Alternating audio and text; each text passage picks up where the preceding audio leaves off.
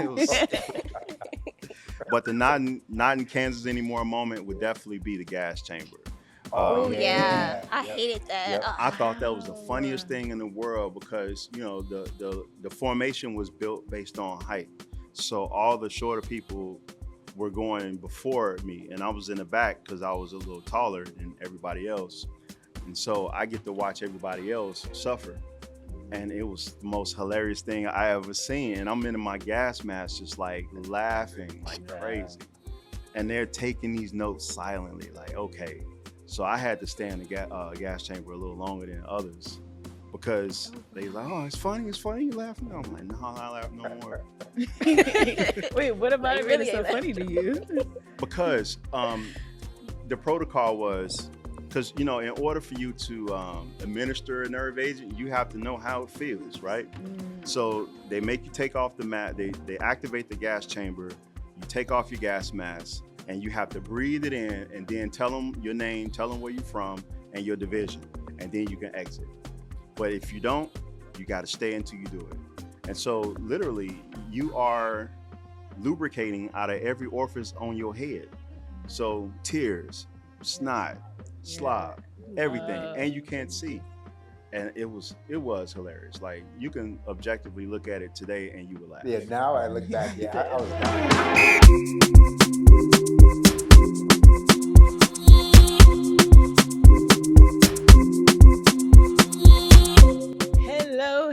Hello, everybody, and welcome to another episode of the Africans in Tech podcast. And we are live at the Techsgiving Summit. Shout out. Jinx, you owe me a soda. But shout out to the Techsgiving team and IODLA for setting all this up for us today. Very, very appreciative. And of course, I am your host, Queen Duncan, and we have the one and only Sahr Lebbie. What up, in fam? the building. Okay. And today's episode is really dope. We have amazing veterans here today who are doing wonderful things for the community. So we have Treazure Owens in the building. What up, Treasure? Hey, guys. Okay. And Q Brewington. Okay. What up, Q? What's up, y'all? Hey. AKA Q. You say Q. Turn up. All right. Well, yeah. Well, welcome. We're so happy to have y'all here today. How y'all feeling? I feel good. It's a nice brisk day in DC. It's a little lighter than Chicago. Sweater weather here.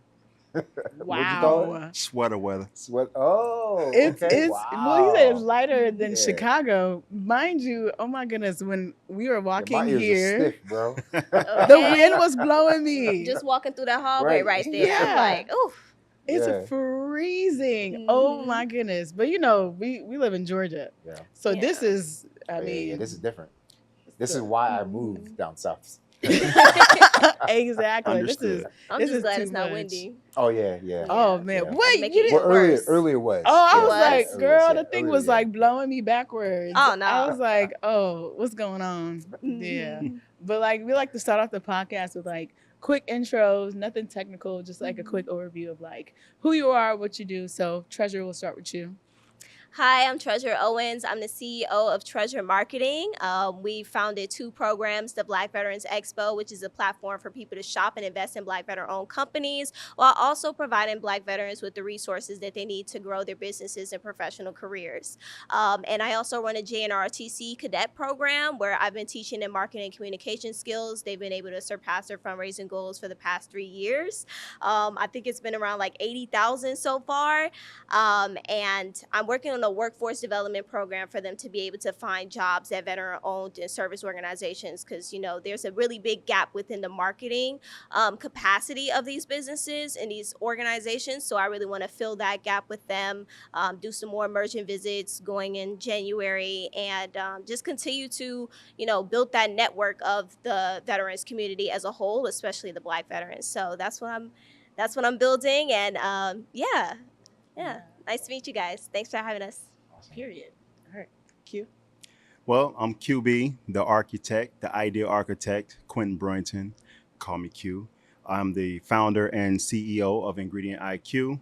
military veteran, spent over 20 years coming in and out of the DMV as a federal worker, working in Homeland Security and other federal agencies. And now I'm here on something I'm building myself. So I shaded that. So that's short and sweet for me. That's awesome. Let's talk backgrounds then. So are you both born and raised in Chicago? Yes. Okay. Okay. Yep.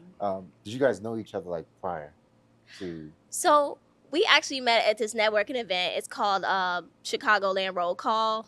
They collaborated, I think, with the Chicago Veterans Organization. It's a nonprofit out there that's kind of like bringing together the veterans community. And so we met at a networking event. I think he was working for Black Diamond Charities at the time. It's like a project management organization where they pay for us to get our like PMP certification, if I'm not mistaken. Nice. So that's how we met. And then we just like continued our, I guess, collaboration throughout the years. Nice. Absolutely. Nice. And the Black Diamonds Charities thing, that's something I'm still very much a part of. It's a nonprofit that, again, it helps transitioning service members and military veterans start that path of identifying those transferable skills, learning project management principles and fundamentals, and then the whole pathway up to testing and getting their CAPM and PMP certifications. Gotcha. So if you know any veterans, let me know. Oh, That's awesome. Let's talk backgrounds. We'll start with you, Treasure. When it comes to like your parents, what do they do? And do you have siblings? I have a lot of siblings. Okay, so my dad has like 30-something children. No lying there. There are so many of us, and we're all over the place. So, like, I have some siblings out in St. Louis. I have some siblings in Chicago. Like, we're literally spread out throughout the United States. So when I see anybody with features that look like me, I'd be like, we cannot date, because I'm not sure there. But on my mom's side, I have one little brother. So I am the oldest sibling. I have a couple of those older sibling traits to me. But yeah, I was born and raised in Chicago. I grew up on the south side of Chicago in Englewood. Actually, I think you're from Englewood too, right? Yeah, we're both from Englewood. So that was my background. My mom, when I was growing up, she was an art dealer at one point. So she used to like sell art. And actually my house, my apartment right now, like I'm building it out to kind of like feel like a museum for me. Like I have like a bunch of artwork that I've collected throughout the years as I've traveled. And I'm like just putting it all over my walls. I really want to decorate and make the space like feel like mine and like have the little placards. Like one of the areas that I'm specializing in for marketing is marketing for museums too. So I feel like I've really like taken that side of like, I guess her traits on. Outside of that, my dad didn't have she's a mail lady now as well. So you know, the movie that came out, why am I having a brain fart right now? But it was like Charity Adams at 688. So sorry, but when that movie came out, it really brought me to tears because like I definitely like understood that, and like, you know, having a mom that was a mail lady, it really hit home for me. And then outside of that, my dad was a drug dealer. He didn't have a professional career per se, but it really taught me entrepreneurship skills.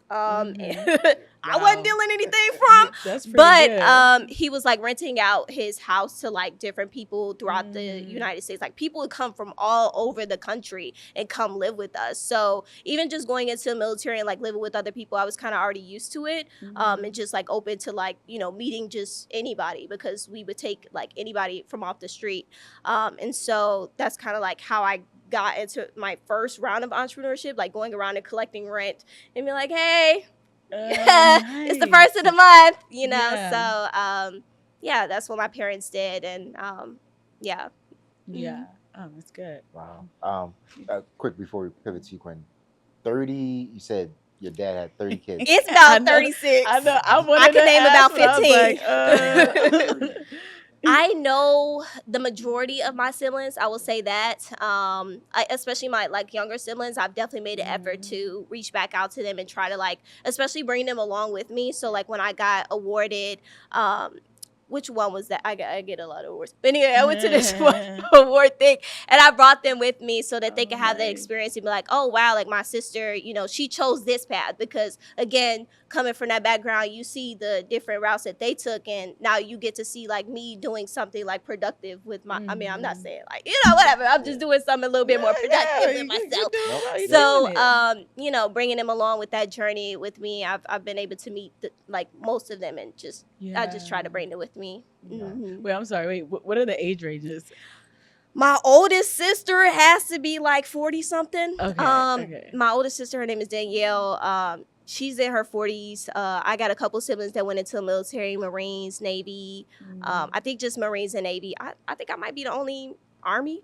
Wow. But we're not sure about that. I think I might be. And the youngest, I think, is Desmond, and Desmond has to be like 13. Oh, Wow. Yeah. Yeah, that's a wide. Yeah. Yeah, It is. Wow. Yeah. Okay. My dad's in his like 60s.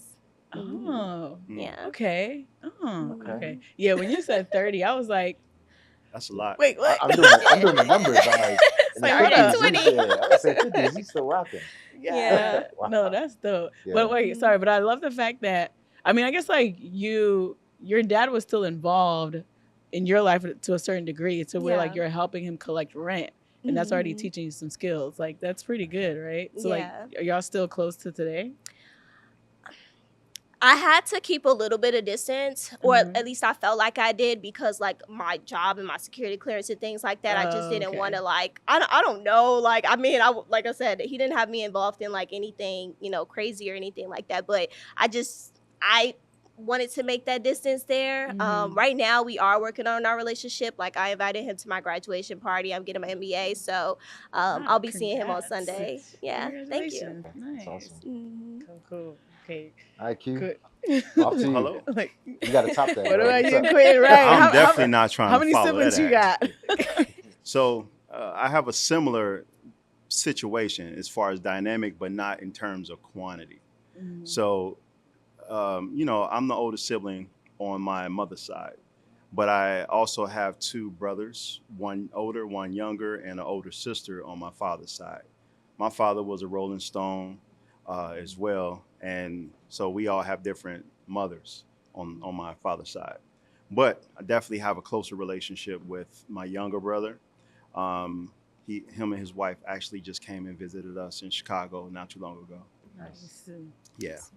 For me, as far as just the general background when it comes to that, I'm aspiring to be the change that I always wanted to see.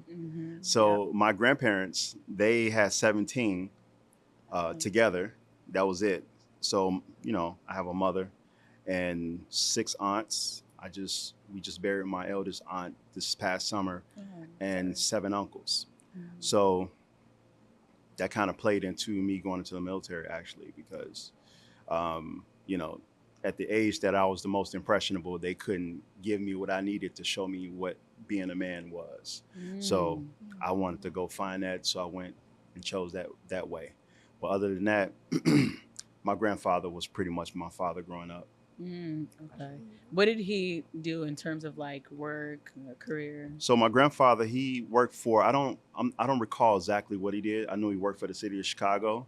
So he was definitely a blue collar, sanitation, maybe some sort of manual process in the city. But I just realized he always wore a uniform, and he always drove a clean Lincoln. So that's the only thing I remember the most, aside from him driving down the block slow and every single person waving at him. Hey, Mr. Brewington. Hey, Mr. Brewington.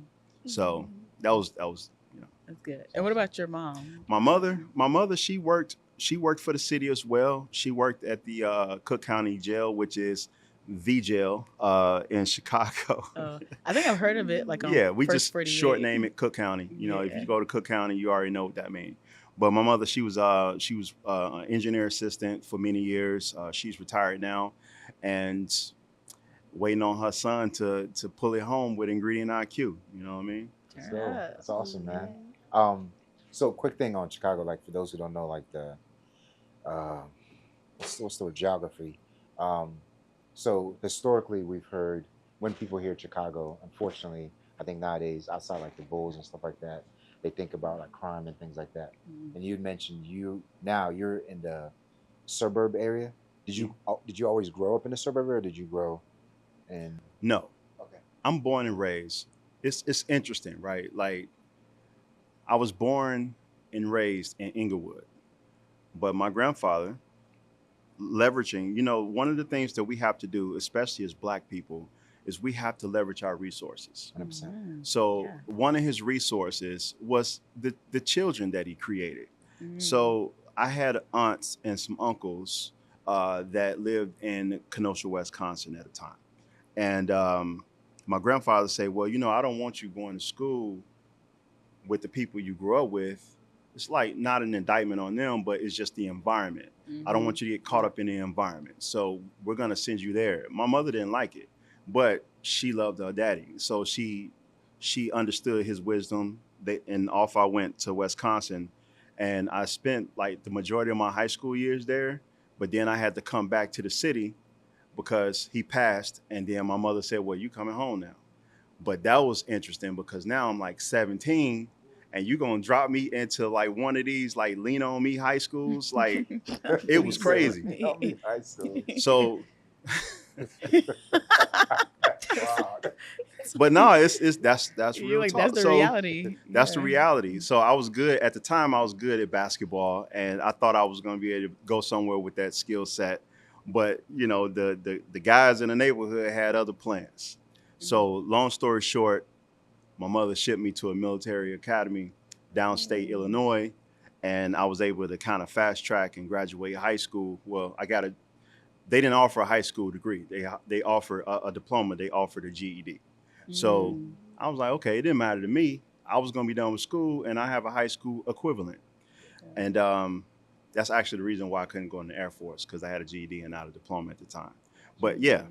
I ended up going to the military, come back out of the military, and then I go to Indiana, but spent a short time in Indiana before coming back to Englewood. And that's kind of where I really started the real transition of the person sitting in front of you today. It's like, because at that point, I had perspective, and, I was in the city, but the environment wasn't an obstacle for me no more. Because, I was focused and I was able to transition. And obviously when I had wife, got married and had children, I wanted to make the city work because that's where all the infrastructure is. And I am a real estate investor also. So I own property in the neighborhood that I grew up in. And I would have liked to be able to own and maintenance those relationships and that business because it's in close proximity. But unfortunately, the educational environment within the city where we was at was not suitable for my children. So that's why we ended up cashing in our chips and moving to the suburbs. Gotcha. Nice. Makes sense. Yeah. When it comes to, I guess, people in your past or as you're growing up, who are the individuals? I think you mentioned your grandpa that you would say help kind of guide you in the right path, because growing up in an environment like you mentioned, and as you mentioned as well, where it can be very hostile, and not necessarily having the best role models, who are the individuals that you can say early on that you leaned on to kind of guide you in the right path? So I was a part of this mentorship program. It's a youth mentorship program called Ladies of Virtue. I'm actually still heavily involved as an alumni. Nice. But my mentors at the time were Jamila Tremule, which is the CEO, and Tatiana Roberts. That was like my mentor at the time. So I felt like, just seeing those ladies and how they operated in community with others, that really, like, they were my like female role models in my eyes. Like I was like, oh wow, like these are boss women. Like they have these professional careers. They're doing their thing. I will say at first I didn't have that like outlook on them. I was like, oh, these bougie ladies. Like who do they like? Like they're being fake. I thought that they were so fake. I'm like, they're just like, I don't know. I just felt.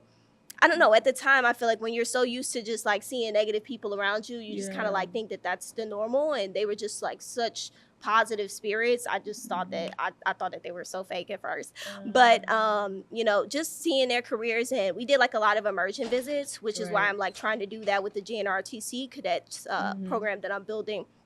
Because I think that it's important to like go out to these organizations. Yeah, they could come in and they could do career days, but to actually like go and be in people's shadows, you can actually see yourself like being in those same shoes. So I felt like those ladies were like my top like role models growing up. And that was when just high school or like middle school and high school? Oh, it was high school for me, but they do have a middle school program as well. Nice. Well, I guess I'm curious, like how long were you in that community group? I was in for 4 years. So since freshman year, they actually helped me get my first internship, which was in marketing for True Star magazine at the time. Now it's True Star Media. It's a really big nonprofit organization that helps youth go into marketing careers in Chicago.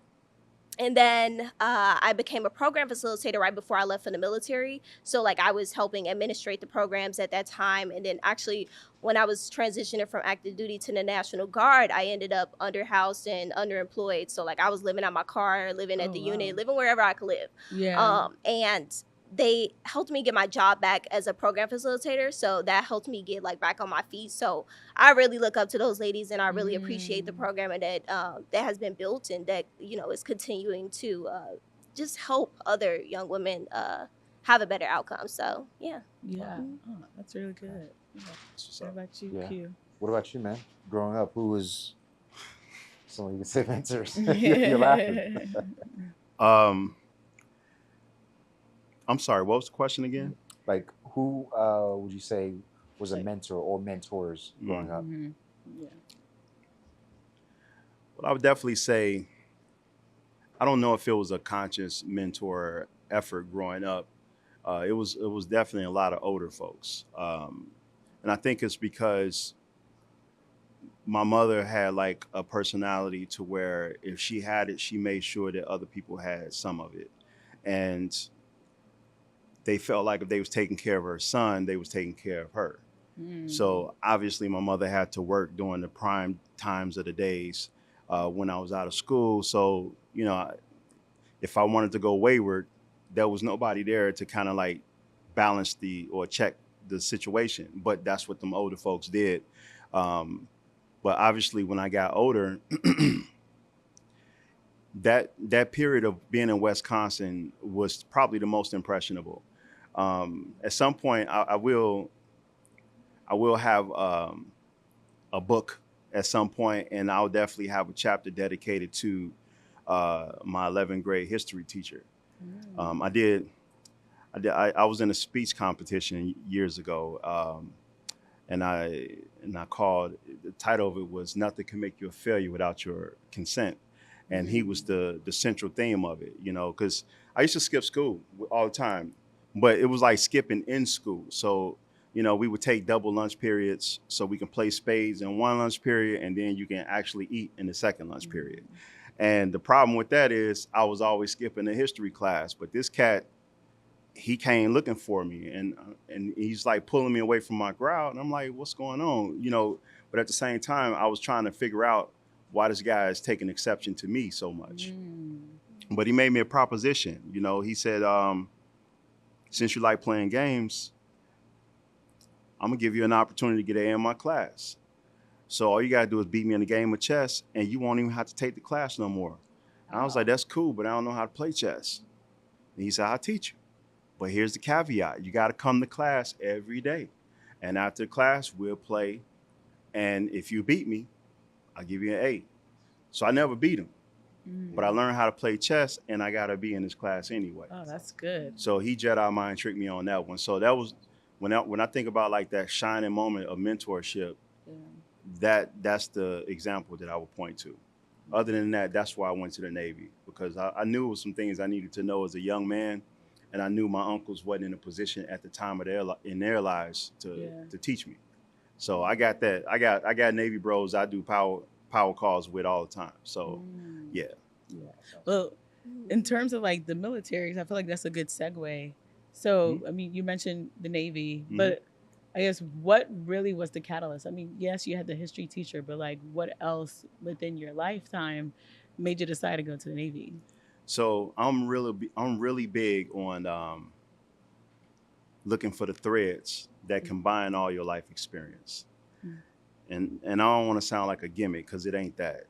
But I told y'all about playing basketball, being decent, and living in Kenosha, Wisconsin. So as I said previously, I had a lot of uncles and aunts. So I moved down to Indiana this time, Indianapolis to be exact. And still trying to figure it out. And my mom was like, well, maybe you should just, keep your promise, because after the military school, I was really fit. I was really like, my esteem was very high at the time. Yeah. And she's like, you said you was going to go in the Navy. The military, then go just do it. And I'm like, I know it sounded good at the time, but I decided to go down to a recruiting office. I was going to go to the Air Force. This is how I found out that I couldn't get in the Air Force. So he says, oh, well, you need a high school diploma, not a GED. Unfortunately, that'll change, but not today. And he's like, but I swear to God, I don't swear to God, but he swore to God that if he didn't go to the Air Force, he would have went to the Navy.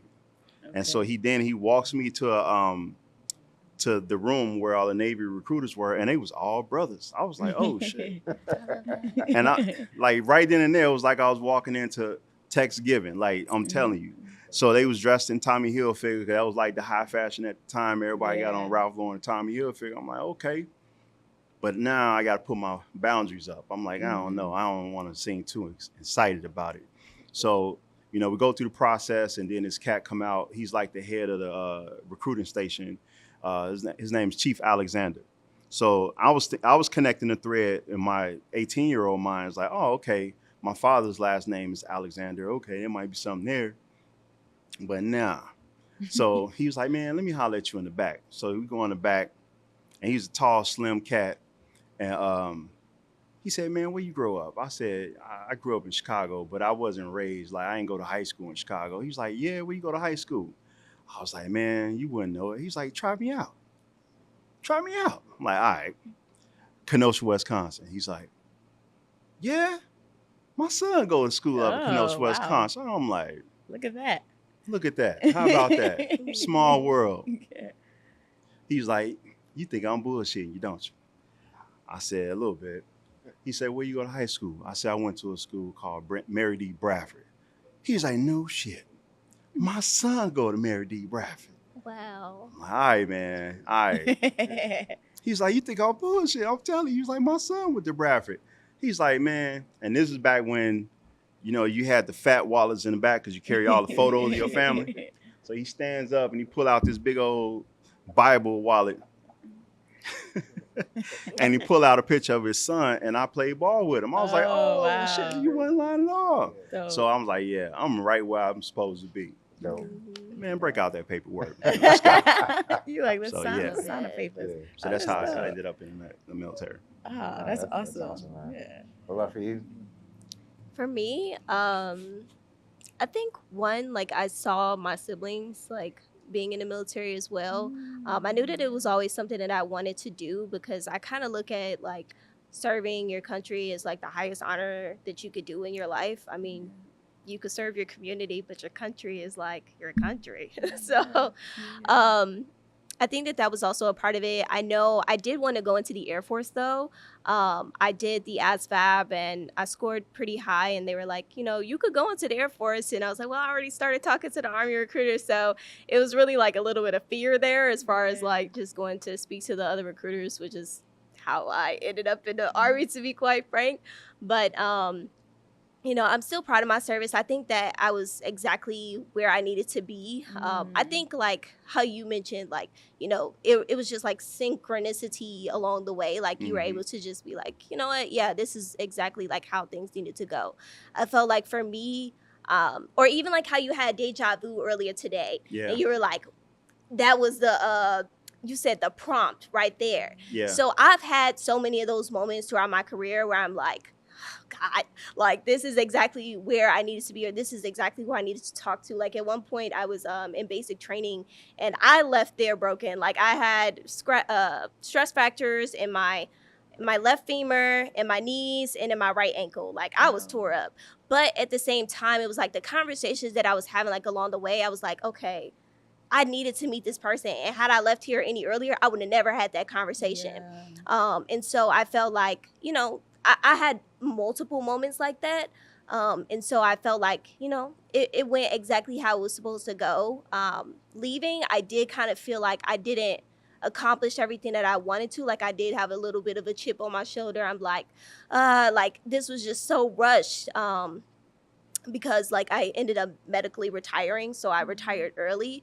And so I did kind of feel that way. And I'm like, I was also supposed to get promoted. Like what happened to that? But I did stay on them about that. So I did still get my promotion regardless. Nice. They just fixed it and they were like, you know what? We're just going to backdate it to the date I think that I got out. And they were like, we're just going to do it till then and then just like call it a day. I'm like, okay, that's fine. It'll relieve some of this little chip that I have left of the things that I wish that I had accomplished while I was still there. But I feel like, you know, what I'm doing right now is so impactful that like, I'm perfectly fine with like the direction that things have headed in, and I'm glad that I went to the Army, and I'm glad that like I was an intelligence analyst, and I'm glad that like I had that experience. Yeah. As a veteran, Yeah. how was your experience when you got into the Army? Yeah, I mean, my catalyst, I guess, was when I finished grad school. I was working in the hospital, Holy Cross at the time, Holy Cross Hospital, which is actually in Maryland. And I was a cardiopulmonary technologist. And sounds like a very high, crazy job, right? It does. It sounds very but literally, intelligent. I'm just watching people walk on treadmills. It's dealing with stress testing. Like, yeah, you have to understand how that stuff works. But at the end of the day, it's like just making sure people don't pass out and die. And when I was there, the guy I was behind, I think I forget the guy's name, but he was like 60s. He was like 60s, and I was making I think like maybe $20 an hour, but this was part time, right? So it wasn't like nothing crazy. And he's like, yeah, you know, this is what we all dream of. Like you're right in line to kind of take over for me, and I was like, yeah, you know, not bad. And then he's like, I'm gonna retire in about 7 years, so this is gonna be all yours. I'm like, wow. So I'm thinking like, you know, if you guys seen the Coming to America thing was like, you know, you're graduating to burgers and fries. Yep. I'm like, bro, so you tell me I gotta wait 7 years That's to crazy. take over? I'm like, nah, I'm good. So then I started like pursuing tech like crazy. But in the meantime as well, like military was also like something I'd been considering because my dad was a veteran as well. He served. Don't get me wrong on his dad, or don't kill me about this, but I think he served 14 years, maybe 13.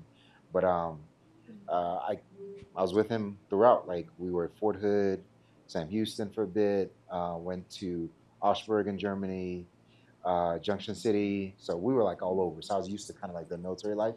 So I was like, all right, this is probably something that can kind of jumpstart me into like my other career path, because I didn't really know what I wanted to do. But I knew that military is something that I'm familiar with, and the idea of serving also was something that I thought about as well in terms of I can find my identity in kind of serving and my purpose in that, but then also I can find a second career path where I can support my wife because at the time we just got married. So yeah, I joined and and rest is history. But I do want to ask both of you, what was like you're welcome to, well, this is not Kansas anymore. Moment when you got Kansas in. too. What'd you say? Was like, this is, well, in your case, it's not that, but this is not Kansas anymore moment. Like, all right, I'm literally in the military now. What was like that moment for you? I have to think. I don't think I've ever been like asked a question like that. Honestly, the first thing that came to my head was probably, I don't want to keep tying it back to basic, like that's the only experience that I had, but like unfortunately, those were some of the most traumatic experiences that I had. So Basic those bravado. ones stick with you.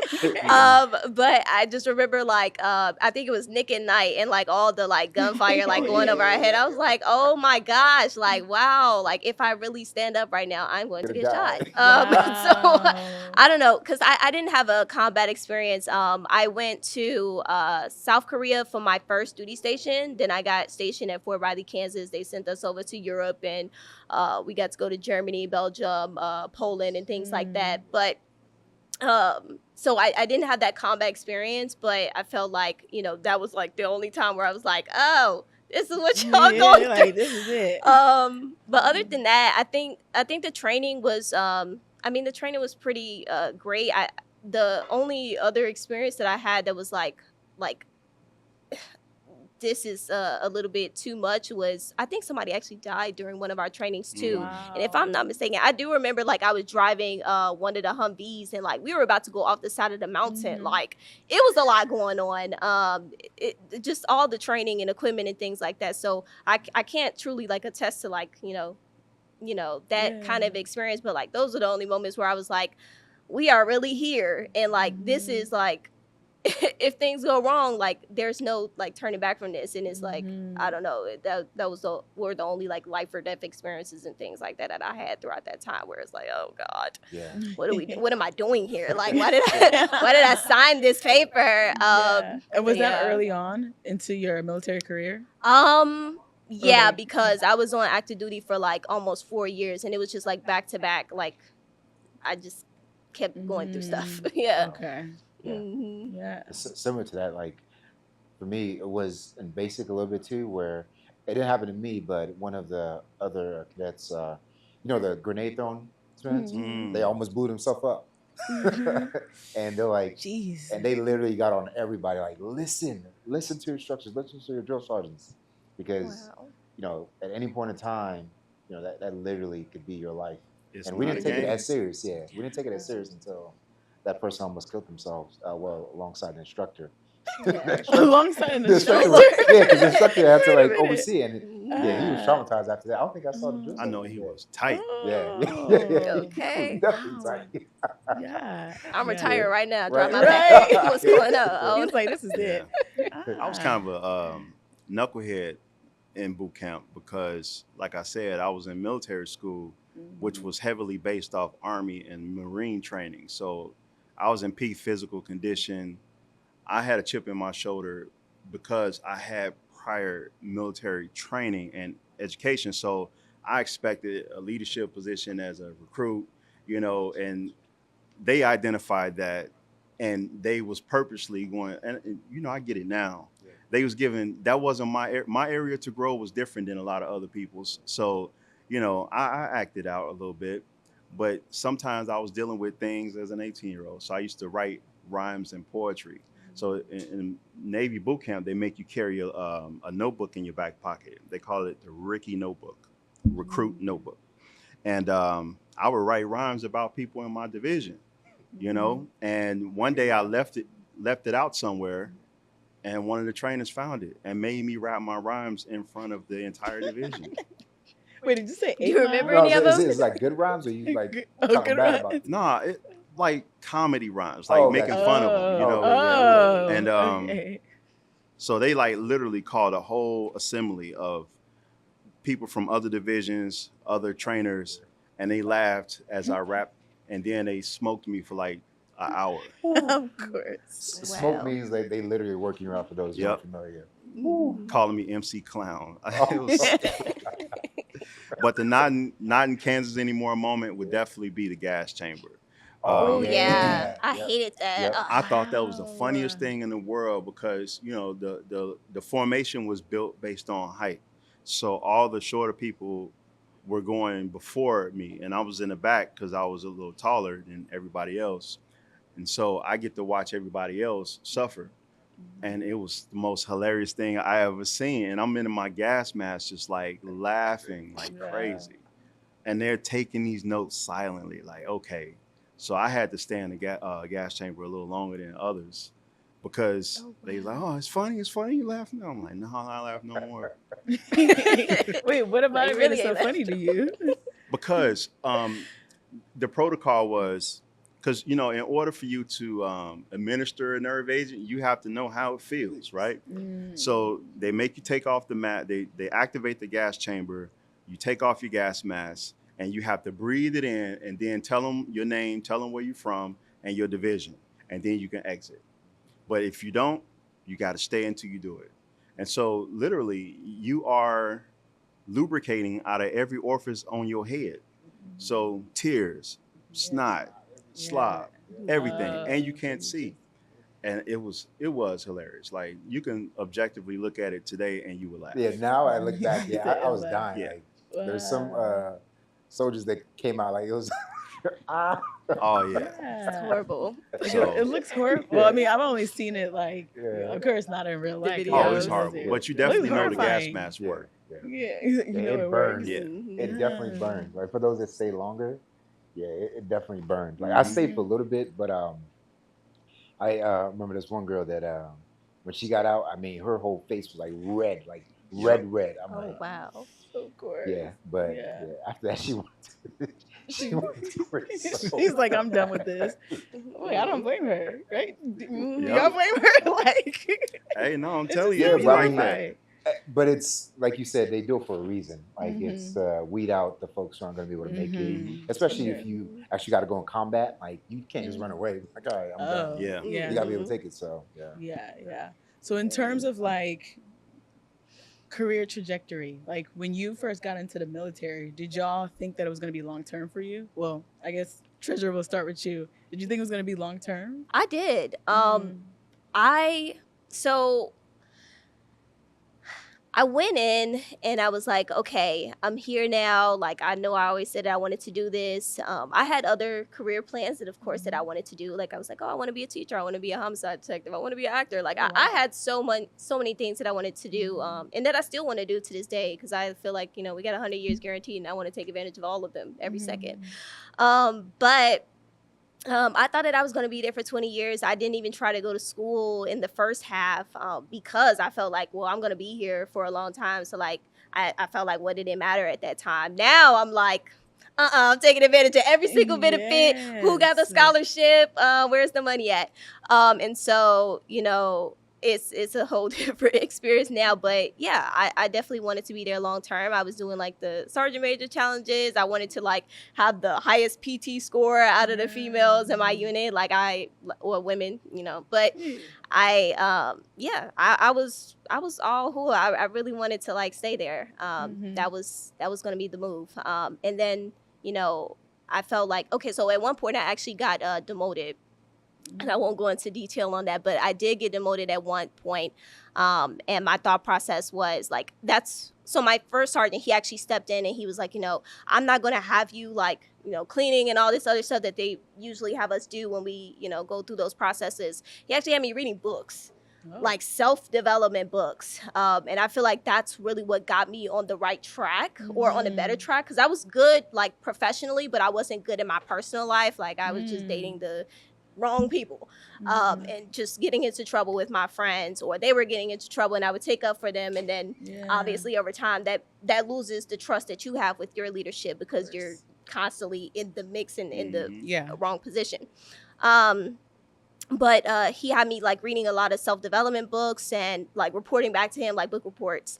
And I felt like that's what got me back on the right track and being like, okay, let me start taking advantage of some of these credentialing opportunities that we have. I'll get on, I forgot the ALMS, like I'll get on ALMS and I'll, learn whatever I can so that I could continue to rank up, which paid off when I went into the National Guard because I was always at the top of the list to get promoted. So, I felt like, I did want to stay longer, but, medical retirement came and, Yeah, for me, I definitely began with the end in mind, and the end was 20 years, retiring at 38 with the pension. Like I had it mapped out, but that's not how it turned out. As the irony is, I had like a little crew when I was in, and they was very high on talking about how they was just doing their 4 and 8 years out, and all them cats retired. I'm the only one that got out, and I was the only one talking about staying. But yeah, for a long time, that was it. I actually tried to get out as a bargaining negotiation tactic for better orders.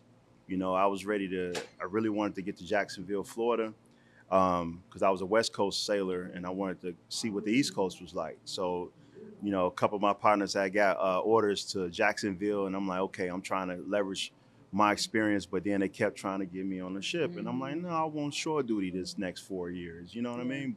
So it didn't work out. So I get out and I tried to negotiate, but now I got to get back in shape. And before that time, you know, all my buddies like, all right, Q, just don't leave Cali, just stay here. And I was like, nah, I'm gonna go home and see what's up. And that was like the poison pill that, because once you get back home to that environment, that literally kills the momentum. Life gets in the way, and I ended up staying out. Wow. Do you feel like you regret that? So there's a PC answer, and then there's a real answer. So the PC answer was say, oh, no, of course not. Because, you know, without those experiences, you wouldn't have the person that's standing in front of you today. Like, everything compounds, right? But if I can say, if I can waver one, I do kind of want to see what life would be like had I pivoted and made other choices that I intended to make then. I would argue that any choice I made at that point in the other direction would have only strengthened my resolve, and who knew where I would have been, you know what I'm saying? But, you know, I would definitely say that I don't regret the life that I made as a result of it, though. Nice. Yeah. So I guess after, go ahead. No. I just cleared my throat. That's all. You were very touched by the story. It touched you. Indeed. Yeah. So in terms of, I mean, because both of you all, you exited the military, I guess, earlier than you had intended to. So in terms of like, now you're out of the military and you have to start thinking about, okay, what next? So I guess, Q, I'll start with you. What was the thought process then? And like, you know, what were you thinking of doing afterwards? I ain't gonna lie. When I got out, I was just thankful to wake up and not have nothing to do.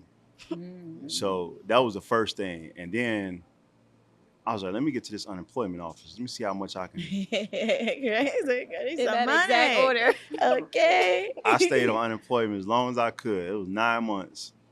And then I had to figure out the next move. So I had my cousin had a friend he was cool with that was a little older than him that was like a lab processor at a blood clinic, a plasma center, if you will. And I was like, man, I need a job, bro. Then he was like, oh, man, I might be able to get you a job in my job. You ever stick somebody with a needle? I'm like, hell no. Oh, my. He's like, well, that's like the only other thing. I was like, man, what can I do what you do? He's like, you could try. So he set me up with an interview with his manager. And I just basically leveraged my experience as a firefighter and a gas-free engineer. So, you know, in extreme times where, you know, we come under chemical attack or whatnot, we may have to administer atropine, not intravenously, but have to stick somebody with a needle. And I just basically tried to make that sound like I was like Doogie Howser. So she was like, all right, so you ain't got a problem seeing blood. In my mind, I'm like, I don't know, like, but I need a job. So like, I need to make I some took money. the job and I did my little training. And first time I stuck somebody, it was like, oh, okay, I got this. Okay. This is phlebotomy? Yeah, so I was a phlebotomist for about a year. Okay. My first job out of the Navy, I was a phlebotomist. Nice, yeah. And what about you, Treasure? My first job out? Yeah, like what made you? Well, yeah, like you pivoted because you weren't in the military anymore. Well, I just got out like 2 years ago. So I went because I went from active duty into the National Guard. And I went to the National Guard in North Carolina. I had no family out there. My ex lived out there. I'm like, okay, well, we got the boy, we got the base, we got the HBCU. This sounds good. Like, it made sense. And we got the bonus, $20,000 3 years. I think I could do that. And so that's where I went to. I drove from Kansas down there with my 2 dogs. At the time, one of my dogs just passed, but drove down there and just started a life down there. I didn't have anything set up or planned. I ended up renting a room with like another veteran who was on his way out of the door as well. Like I think he was just like ETSing early after his first contract. So I stayed with him for a little bit, and then I was just moving around, either trying to rent rooms if I could, or like I lived in a transition home for a little bit. I lived in the base. I lived in my car. I was everywhere, but then I went on active duty orders with the National Guard. So that's what I was doing for a little bit as well. I had already incorporated my company in 2020 because at first I was selling like satin line PCs, which is just like our hats. And I was like, sewing the satin in there, or just like creating other ways that we could like put the satin in there without getting in trouble. Because I kept getting in trouble because like they're like, oh, you're modifying a uniform. I'm like, I'm protecting my hair. My edges are leaving me. So Very important. that was my experience there. But when I got to the point, I think I was about to medically retire at that point. I'm like, okay, I need to figure out what's next. So I learned about the concept of networking. I went to this virtual event. It was with Vets to Industry. That was my first experience within the veterans community, and they had like a virtual networking event, and it was like a bunch of like different recruiters. It was a lot of people on that call. It was in the thousands if I'm not mistaken. And so they were like, yeah, we can help you get a job. We could do referrals and all this stuff. And I'm like, oh, this is how people are getting jobs. Because even throughout that time of me being in the National Guard, I was like, responding to I was applying to different jobs, but I just wasn't getting them. First I was getting told like, oh, you don't have a bachelor's degree. Then I was getting told like, oh, you don't have enough experience. And I'm like, these people done told me like this top secret clearance is going to take you so far and all this other stuff, like, oh, you've done all these great things, well, it's not translating. And I didn't understand why it wasn't translated for me, but obviously I'm glad that it didn't work out, but anyway, so that was my experience. And then I'm like, okay, so all I gotta do is get referrals. I just need to know people. So then I spent like $18,000 just networking. And I was going all across the country because at that point, like, it depended on if I was on active duty orders at that time with the National Guard or if I was just like, going once a weekend. And I would just like drive to wherever or fly to wherever and just like, be in those spaces. And I'm like, hey, I want to find a job. And then over time I was like, what kind of skills do I actually have that can translate? And I'm like, okay, well, I did marketing when I was in high school. I was an intel analyst. I'm like, I could do market research, and then I could do, social media management. So that's where I started off at. And then over time, I started to learn like other things like, okay, well, I'm losing money on content creation, so let me learn how to get behind the camera. And so I started learning those different skills so that I could like, of course, save money instead of always subcontracting, which I still do. I subcontract for video production and photography, but I was just learning those different skills and just building up my clientele from there. And I've been able to work on some pretty big projects so far. Like I worked on the Chicago DNC Veterans Party. I've been working with the SBA, Small Business Administration, the SBDIC, Small Business Development Center. I think I might have said the acronym wrong, but anyway. So I've been able to like work on a lot of the big like veteran projects. I just spoke at ComEd, their market development initiative. I'm trying to go into there as a consultant. I got contacted by the Southland Development Authority. They're kind of like a small business development center on the south side of Chicago, but like the suburbs. And so I'll probably be going into there as a consultant as well. So I'm pretty happy with the way that things turned out. I was able to start the Black Veterans Network because another thing I saw, I'm going into these networking events, where are the Black people? And then I would go into veteran spaces. I'm like, okay, where are the Black people again? Or I'll go into Black space. I'm like, okay, well, where are the veterans? Like, we're here, but like, who else has, similar stories as me, which is one of the reasons why I started the whole Black Veterans Network, which eventually evolved into the Black Veterans Expo. And we were able to host our first like actual expo in 2024, and now we're doing the expo minis, going to these high foot traffic events and showcasing businesses like Ingredient IQ. So like I'm really proud of like the way that things have turned out. yeah, it has some bumps in the road, but yeah. I am curious, like, what else inspired you to start Black Veterans Expo? Like, besides not seeing people that look like you in these spaces? So another thing that I've been building is the JNROTC cadet program, right? I'm trying to build like a workforce development program for us to, one, have that human capital that we need, but they also need that mentorship. I haven't talked to my recruiter since the day that I think I raised my right hand, if I'm not mistaken. Like, that was the last day I talked to that lady. Exactly. She said, oh, I just got you in the door. That's all I need. My numbers are there. Like, what do I need to speak to you for? So I wanted to make sure that like we had that network, and our families were able to like integrate into, especially Black people, like our families are able to integrate into the veterans community early on. And so I'm starting off with them in case they do decide to like, you know, actually make that jump and go raise their right hands as well. So I started off with that, and then we did like a networking event. We did like a Black Veterans Weekend is what I called it. We just went around like supporting Black veteran-owned businesses. I think the biggest thing was like, I knew I needed that mentorship. I knew the next generation needed that mentorship, and I was just trying to like create an ecosystem where both of those needs were met, as well as the marketing needs. I feel like, you know, that kind of fills in that gap, like with what I've been teaching them, and just. I was just trying to build like what I needed. I was trying to build what I needed for myself, and I didn't see it, and so I built it. That's how you gotta do it. Being the change you want to see. Yeah. You had said something. I think both of you had said a couple of things there, but I guess in regards to how do I phrase this?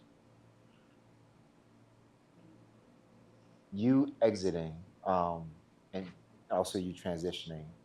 When it comes to like the homeless population, I don't think many people know this, but veterans are a large percentage of that, the homeless population in the U.S.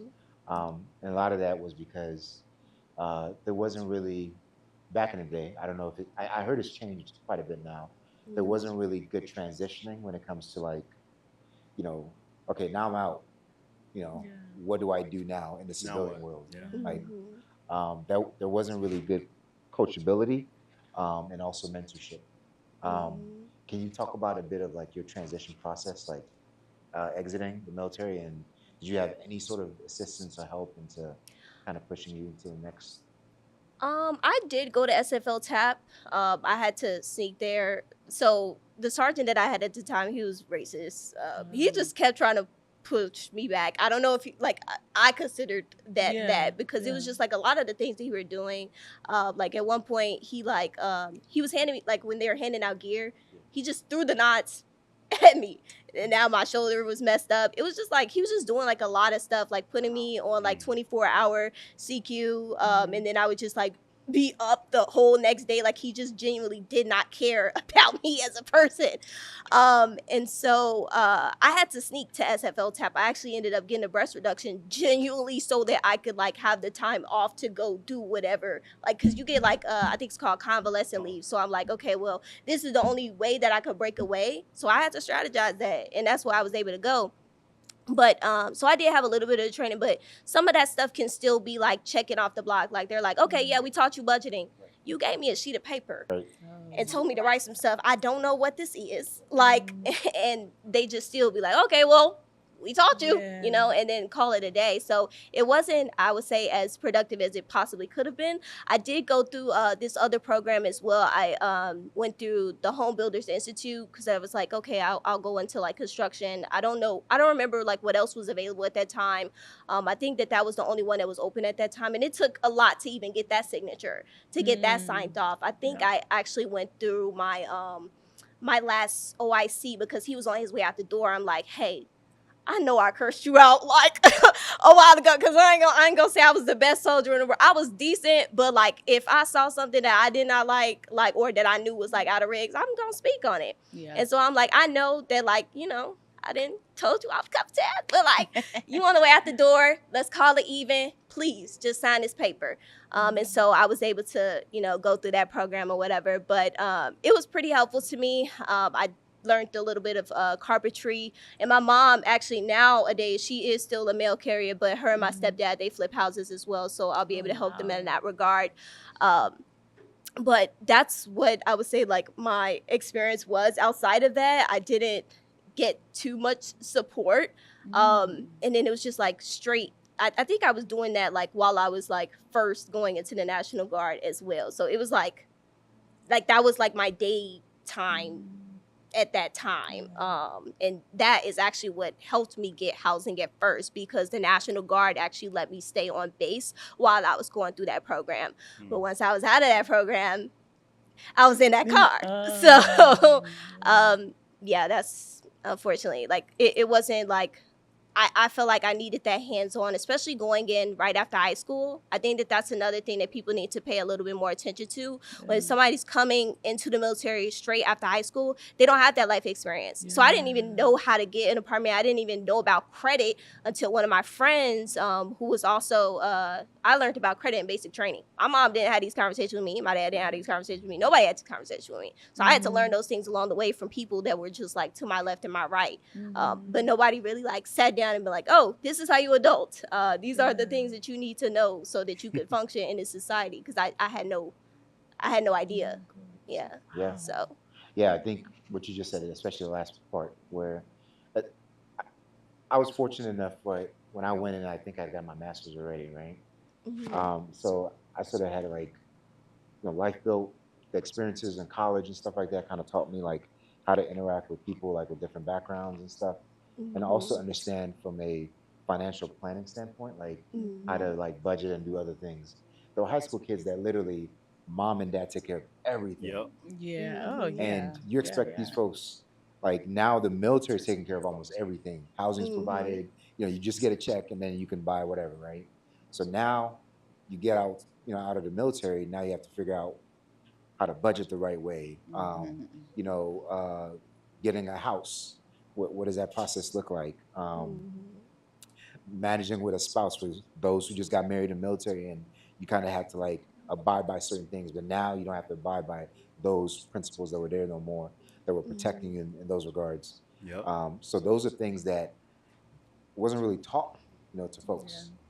And when they get, these folks are getting out, I'm like, I felt so bad because those are things that my parents taught me, but many folks didn't have sort of those life lessons from parents and guardians or whatever it is. And I feel like that's just a grave injustice to the young individuals that are getting in and signing up to serve their country, but then they're exiting and they're not really kind of being, you have to handhold them through this process. You have to. Yeah. Like, Oh, yeah. So I feel like especially with them like going after like marginalized communities, because you're coming after people from broken homes. So these kids have been neglected, and you expect them to just get it. They're not gonna just get it. Somebody is gonna have to hold their hand through that. Anybody can take them on, and so that's why I'm like doing the things I'm doing now too. yeah. That's very interesting. And just to make a long story short, I had zero preparation for exiting the military. But being the change that I wanted to see, I'm very close with my brother-in-law. But even though he's going through his situation separating from my wife's sister, him and I are still close. Yeah. And they have 3 children. One is in the Air Force now, and they have their baby boy. I think he's getting the brunt of the broken home situation because he's been pulled to Chicago with mom, and he had to finish high school. And while they're going through this process, and if you know or can imagine, it can get pretty petty as far as the back and forth between the spouses. So I'm seeing all this just from a distance. And there's like this agenda to push him into the military because, for one, if he's in the military, I don't have to worry about him no more. I don't have to worry about him in the streets. And me, I can only do so much, but I can also talk through my wife too, right? Yeah. So I was like, man, that's not the way, because his brain isn't developed. He has no idea on how to, everything you just said.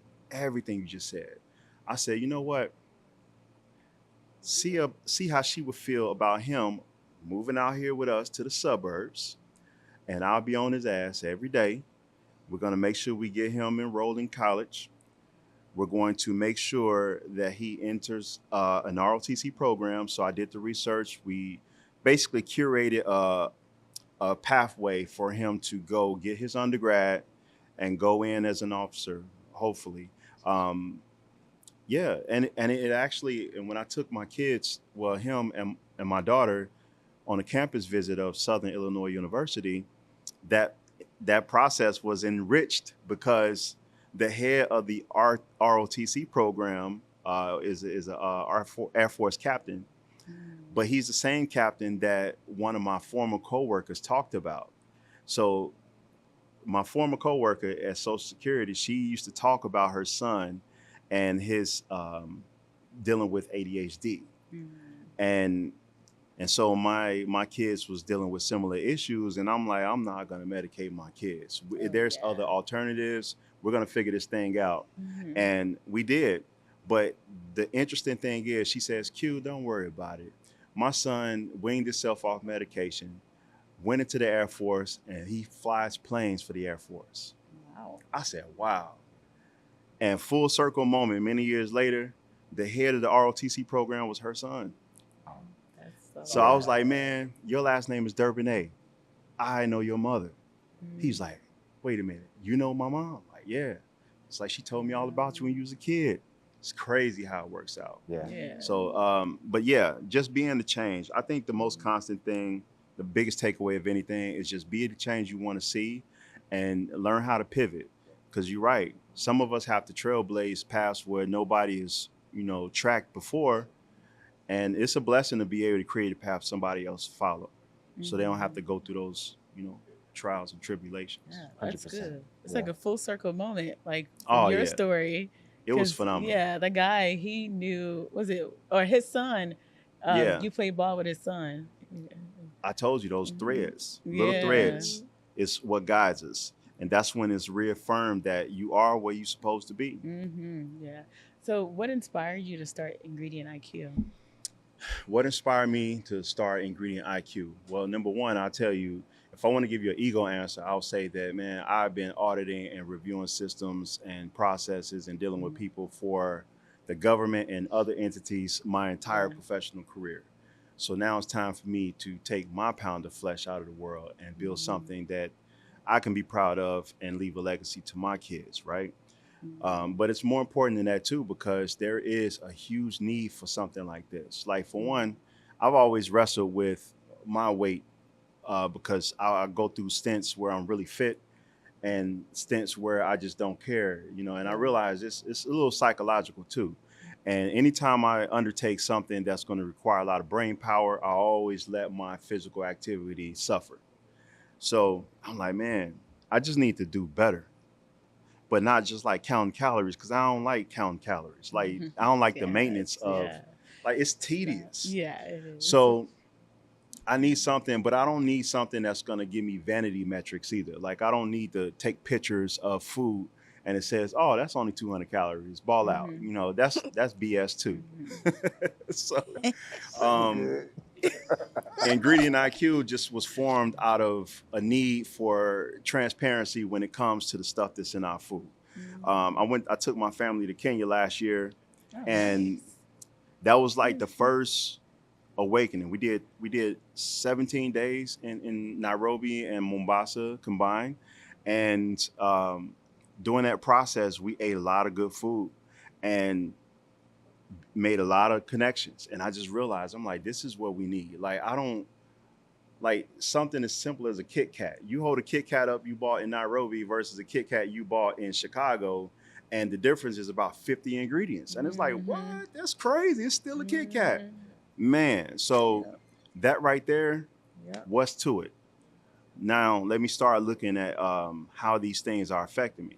My wife, she approached me one day. I showed her a unique trick I did with some tech, with an OCR, optical character recognition, and how I was able to start reading stuff about 18 months ago, just by taking pictures of different things and just playing with it. And she was like, yo, I did that trick you showed me at Costco with these air fryer wings. And I was going to buy them, but I ain't going to get them now.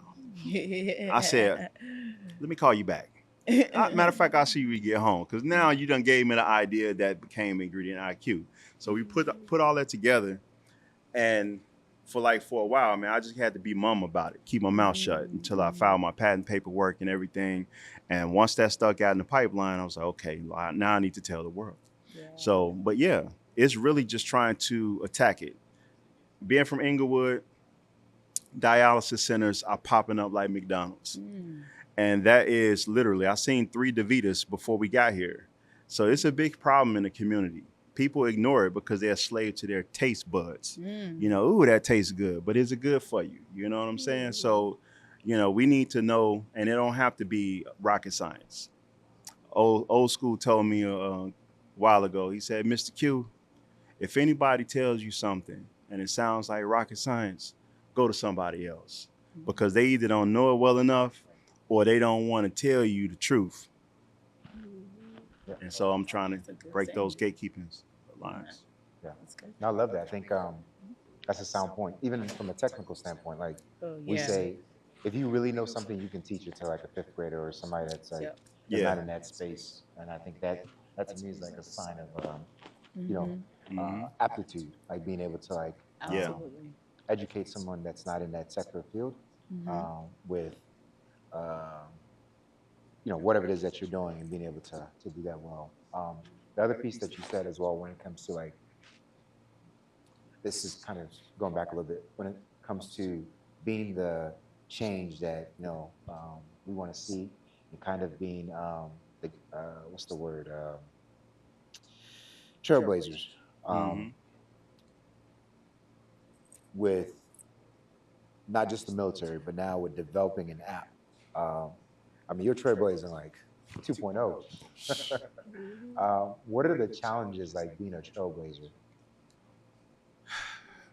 The challenges is the challenge is being able to not succumb from traumatic brain injury. I say that because you have to hit your head a lot when you're moving around in the dark. That's the thing. It's akin to being in a dark room that you've never been before. You know there's a path out of it or into the light, but you don't know exactly how to get there. And you have to hit a couple walls. And hopefully, you know, you figure out ways to do it without having to use your head all the time. And but just staying flexible, disciplining your disappointment and staying flexible in your expectation. And then eventually you'll be able to create something valuable out of it. It's a great quote my brother-in-law tells me, because he's like my cheerleader when it comes to like me doubting myself. He said, Quinn, there's nothing in this world that isn't precious that wasn't forged through heat and pressure. And that was it. That's good. The last piece, Kenya. Why Kenya? So don't get me wrong. Don't get me wrong. Africa is a huge continent with 52 countries, I believe. And I plan to visit every single one, primarily because my ancestry is heavily grounded in West Africa, Nigerian more specifically. And I have some neighbors, my daughter's parents are older couple, Nigerians. I be at their house all the time. Like we kick it. And but when you talk about, initially, I wanted to make that trip to West Africa first. But it's just something about Kenya with the whole tech Silicon Valley of the U.S. continent, of the African continent. It was something about Nairobi. Primarily, I think what it was the University of Nairobi, because I really wanted my daughter to consider, you know, going to school abroad in an environment like that. Because for one, the cost is phenomenally less, but the intellect and the aptitude is right on par. So to me, what are we talking about? And when I was there, like, listen, it was a business write-off going to Kenya, because we're gonna explore, but I really want to consider prospecting. So I did. So I met with some great developers through Instagram. And when I got there, I was like, yeah, I like this place. I like this. I actually, we were staying in quarters with a Nigerian cat that was so cool. I wish I'd have got his information because he was like, oh man, he was cool and fan. But oh yeah. Now, I plan to buy property in every major hub of Africa. Yeah, That's awesome, man. you got to go to Ghana next, Oh yeah. Well, and then Sierra Leone after you go to Last Ghana. Sierra Leone, I definitely got roots. Senegal, After- Sierra Leone, Yeah. Ghana. That's all my ancestry Yeah, right there. So, yeah. I mean, yeah, a lot of the slaves and like Yeah. ancestors. Yeah, I is mean, mostly West I'm Africa. I'm not gonna lie. I'm tired of the slave rhetoric. Like Yeah. our existence began prior to that, Oh, of course. and so I definitely want to experience the royalty, the richness of the culture, Mhm. because it's a part of everything that makes the world great. Yeah. 100%. And then in terms of like ingredient IQ, like how did you guys connect then? Oh, well, we've known each other since maybe like 3 years. It's been a few years at this now. point. Yeah. Okay. So when he told me that he was building this app, I'm like, hey, well, we're hosting the Black Veterans Expo, and I wanted to at first it was going to be like a collaboration with a couple different brands. So something to like actually have like a experiential marketing side of it, so that people Mhm. could experience the app in real time. They were going to come download the app, try out some different Black veteran-owned products, so they'll be able to try the nutritional facts of that, like scan it, and then they take those things home with them. We weren't able to bring any food or beverages in here, Mhm. but I really wanted to showcase more Black veteran-owned businesses, and especially something that's impactful like his. Yeah. I think when it comes to like, how you're targeting, like, we live in a lot of our cities, especially in Chicago, like there's a lot of food deserts, and there's like a lot of like just horrible food that they sell us at the corner stores. And so like Mhm. I wanted to provide that platform and let people know that like there's alternatives out here for you to still be able to like navigate within these systems that are going on around us. Yeah. So yeah. Yeah. Mhm. That's good. Yeah. Well, you said there's a lot of horrible foods because I was talking to my friend I think it was last week or the week before they visited us. During the week of Thanksgiving.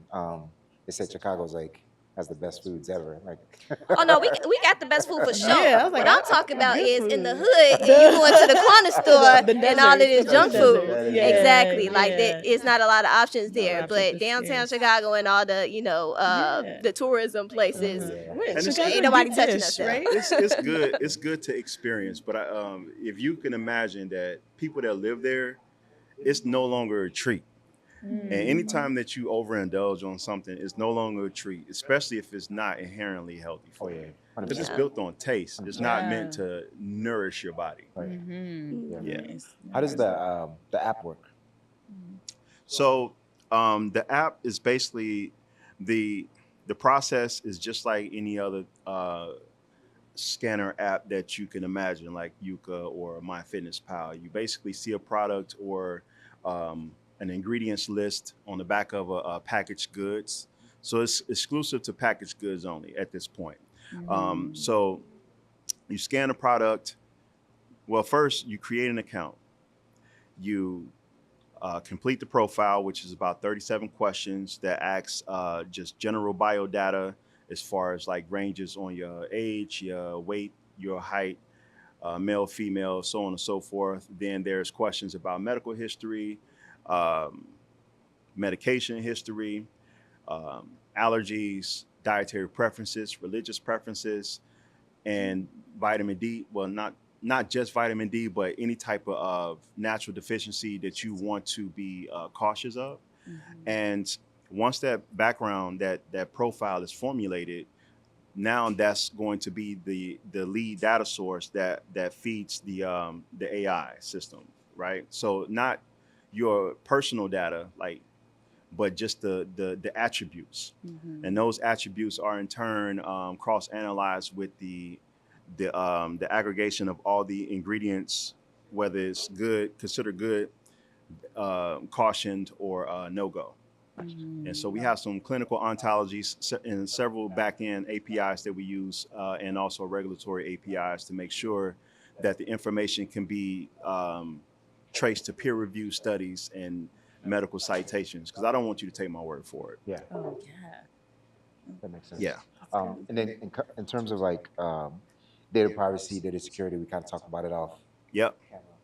So about security, like, of course, me being prior top secret government auditor, performance auditor, doing a lot of reviews and things like that, data and security is definitely at the top of my priority when it comes to something like this. Number one, I'm building a platform based on trust and transparency. But number two, I want to protect my name.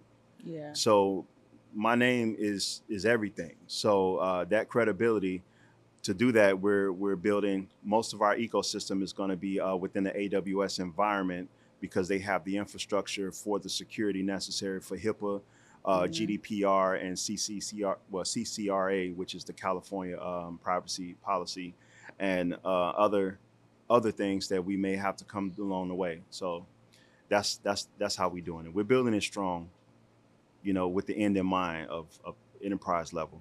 Okay. Yeah. And real quick, your user base, is it mostly like US based folks, or? So primarily, initially, the launch is going to be global, but Okay. obviously by me being in the US, Yeah. I think that's going to be, because this is an English speaking market. I would definitely say English speaking market is my primary market, but that would just inherently probably focus on the North American market first. So Canada, United States. But yeah, it's going to be available on iOS and Google Play stores in any market, in any region. Yeah. Oh, yeah. When is the official launch? The official launch is to be determined, Okay. but we're scheduled to make that happen in January 2026. Oh, nice. Yeah. Yeah. Do you does your app do translation at all? Like, Yes. So the back end will accommodate for translation. okay, Now, if you want to ask me the depth of it, yeah, I couldn't answer that, but I'm definitely saying that Spanish, German, and French okay, are the languages that we're prioritizing the major one so far. out the gate. Yeah. Okay. Yes. So Alright. no Creole. No Creole. That's the language they Shade, speak in, man. in Sierra Shade. Leone. They speak Creole. Cool. And then in terms of like beta testing, have you beta tested it? I'm assuming. So beta testing is in the pipeline. Okay. So once the back end development has been built and tested with the front end, we're definitely going to do a soft launch where we do up to 500 beta testers. But I'm also going to give the opportunity for the people that sign up for the wait list to be a part of that experience if they want to be. Because of course that's going to feed into the early adopters, the early founding users LTD that I intend to launch too. Okay. I'm assuming right now you're bootstrapping the. Oh yeah, I funded. So again, 20 years of work experience in the government, and when I stepped away, I invested well. So I was able to bootstrap. I know it's a luxury that a lot of people don't have the opportunity to do, but I like to hit my head, as I stated earlier, since I'm trailblazing. So I needed to make sure I had the capital to do it. But that being said, if there's an opportunity for somebody that has a skill set that can assist, that would mean more to me than money. And I know, of course, it would take money to bring them on board. So I'd be willing to have a conversation. But yeah, I've been bootstrapping. Nice. Awesome. Okay. All right, I think we're being told it's time to wrap it up. But, let's end with this. This is great. Next 5 years, what does that look like for you? Over the next 5 years, we'll definitely have that workforce development program built out. I would love to have the Black Veterans Expo and our JNRTC program under a nonprofit umbrella. I really want it to be like marketing, communications, and business development for especially Black veteran-owned businesses. Now, with this administration and all this other talk and stuff like that, and Black being a big thing, we're going to see about, I guess, we wouldn't rename it, but we'll probably call the umbrella company something else.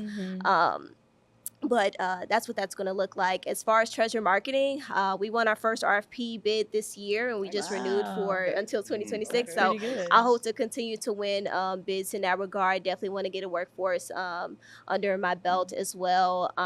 Outside of that, I want to build some software as a service. I took the name Target Packet off of the market because that's one of the things that we build in the military or whatever. But I want it to be kind of like a market research app.